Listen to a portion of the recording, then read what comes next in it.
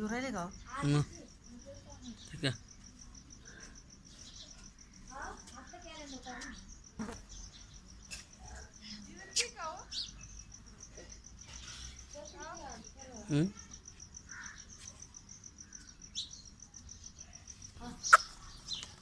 नको रे बस.